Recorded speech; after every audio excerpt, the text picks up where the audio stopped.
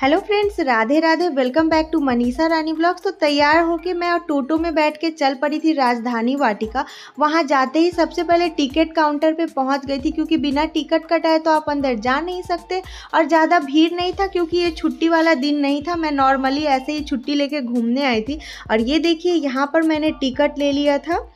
और टिकट लेने के बाद जो खुशी थी ना, वो नेक्स्ट ही लेवल की थी, क्योंकि बहुत जल्दी में मुझे टिकट मिल गया था और ज़्यादा भीड़ भाड़ भी नहीं था। तो मैं चल पड़ी आप सभी को इस राजधानी वाटिका की सैर कराने। और सच कहूँ तो मैं खुद ही भ्रमण करने निकली थी, क्योंकि काफ़ी टाइम से, या यूँ कह लें कि पिछले 4 सालों से मैं कहीं ज़्यादा उतना घूमी नहीं हूँ। और इस पार्क में आए हुए भी मुझे 4 से 4.5 साल हो चुके थे। इसलिए मैं पहुँच गई थी। और आगे जाते ही मुझे ये साइकिल मिलता है, जिसको चलाने की इच्छा ललायत होती है। तभी मैंने साइकिल वाले भैया से पूछा, भैया क्या ये आपकी साइकिल है, मैं चलाऊँ? पर मम्मी ने बोला कि गिर जाओगी, हाथ पैर टूट जाएगा। उस डर से मैंने उसको चलाया नहीं। और फिर मैं वहाँ से आगे बढ़ जाती हूँ, जहाँ पर यहाँ मैं देखती हूँ कि एक टावर जैसा बना था और उसमें बहुत तरह के यंत्र लगे हुए थे। पता नहीं वो किस प्रकार का यंत्र था, मेरे तो समझ से बाहर था। पर आप सभी को बता दूँ कि यहाँ पर मोस्टली चीज़ें ना वेस्ट मटेरियल से ही बनाई जाती है। ये देखिए, बहुत ही सुंदर सा यहाँ पर बनाया हुआ था। तो इसको देखने के बाद हम आगे बढ़ जाते हैं। वैसे हम चाहते तो दूसरी तरफ भी जा सकते थे, वहाँ पे भी एक छोटा सा पहाड़ टाइप का बनाया हुआ था, बट उसको स्किप करके मैं पहुंच गई थी लेक के पास। ये देखिए, ये छोटा सा लेक आप इसको बोल सकते हैं, जहाँ पे लोग बोटिंग करते हैं। और बहुत सारे ना बत्तख वगैरह, यहाँ पर 2 जगह टीला बनाया हुआ है, छोटा सा आइलैंड, उस पर बहुत सारे बत्तख रहते हैं। अभी आप देख सकते हो पास से।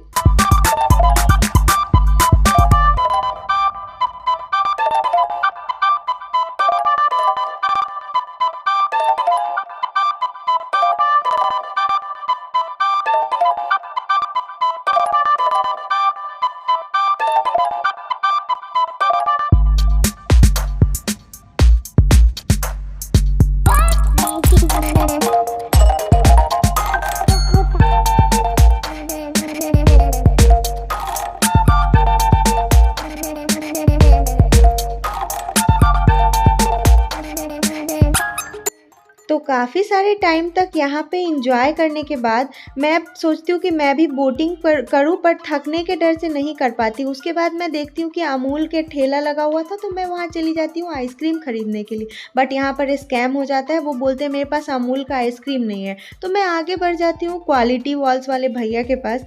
यहाँ पर भी मुझे चूना ही लगाने की प्लानिंग करते रहते भैया, पर मैं हूँ एक समझदार लड़की, कैसे खुद को चूना लगने देती।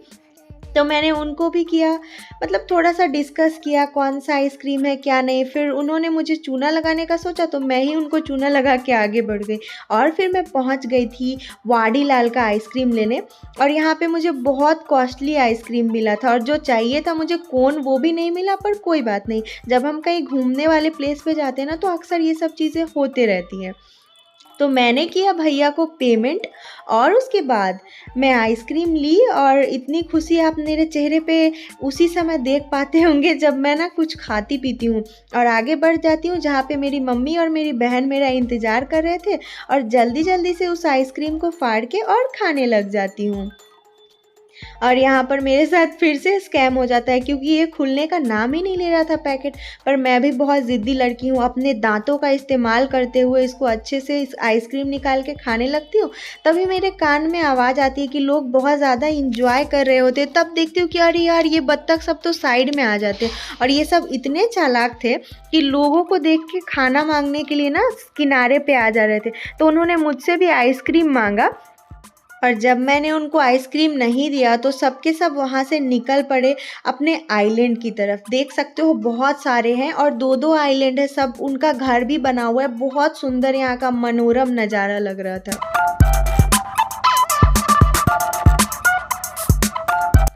वहाँ से आगे पहुँचती हूँ मैं रोज़ गार्डन के पास। ये देखिए, ये रहा रोज़ गार्डन का गेट, और बहुत ही प्यारा सा पुल बनाया हुआ था यहाँ। तो वहाँ से आगे बढ़ते बढ़ते मैं पहुँच जाती हूँ बहुत सारे गुलाबों के बीच में। और कोइंसिडेंसली उस दिन रोज़ डे भी था। वैसे तो हम कब मतलब 3-4 दिन पहले से प्लान बना रहे थे वहाँ जाने का, बट मौसम हमारा साथ नहीं दे रहा था, धूप ही नहीं निकल रहा था, जिसकी वजह से हम लोग जा नहीं पा रहे थे। और इतना विशाल सा गुलाब का गार्डन देख के मैं तो खुशी से झूम उठी थी। और उसके बाद आगे जाती हूँ, तभी सहसा मेरे मन में ख्याल आता है क्यों ना 1-2 गुलाब तोड़ के देखें। तभी मेरी नज़र पड़ती है वहाँ रखे बोर्ड पे, जिस पे लिखा हुआ था कि फूल तोड़ना मना है, अगर आपने ऐसा किया तो आपसे 500 का जुर्माना लिया जाएगा। तो मैं तो इतनी दिलेर लड़की हूँ नहीं कि 500 रुपया दूँ और उसके बाद गुलाब तोड़ूँ। तो देखिए, आप सब भी नज़ारा एंजॉय करिए यहाँ का।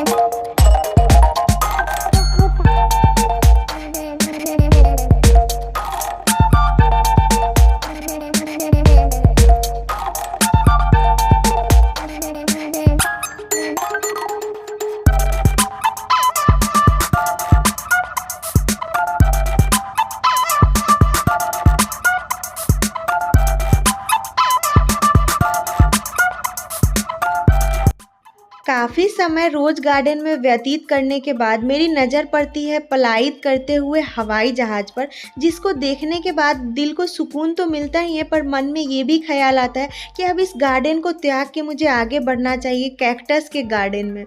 जी हाँ फ्रेंड्स, ये देखिए यहाँ पे विभिन्न प्रकार के कैक्टस के पेड़ थे, आगे तार खजूर सबके ना मतलब डिस्टिंक्ट क्वालिटी के पेड़ थे। और ये देखिए कैक्टस का जो नागफनी होता है उसका भी पेड़ था, और पता नहीं सब अपने लवर्स का नाम, बहुत सारे लड़के लड़कियों के नाम लिखे हुए थे कैक्टस पे। मुझे तो ये लॉजिक समझ में नहीं आया, आपको समझ आया तो कमेंट करके बताना। फिर वहाँ से आगे बढ़ते ही मैंने देखा बहुत बड़ा सा आर्टिफिशियल रोज, तो मैं दौड़ते हुए उसके पास पहुँच गई। और ये देखिए फ्रेंड्स, यहाँ पर भी बहुत सुंदर वेस्ट मटेरियल से सारा कुछ बनाया हुआ था। और ऊपर आप देख सकते हैं कि आर्टिफिशियल सा रोज है, और ये बहुत बड़ा था और बहुत सुंदर था। मुझे तो ये आइडिया ज़बरदस्त लगा, आपको कैसा लगा कमेंट बॉक्स में ज़रूर बताना। और वहाँ से आगे मैं बढ़ गई थी पंछी बनूं उड़ती फिरूं मस्त गगन में वाले स्टाइल में आगे बढ़ते जा रही थी, क्योंकि ये एक सुरंग था। इस सुरंग से पास करने के बाद दूसरे साइड पे हम लोग निकलते, जो कि पार्क का ना बहुत बड़ा सा दूसरा भाग है। तो इसको आगे वीडियो अगर आप देखना चाहते हो तो सेकेंड पार्ट ज़रूर देखना। वीडियो अच्छी लगे तो लाइक करना और चैनल को सब्सक्राइब।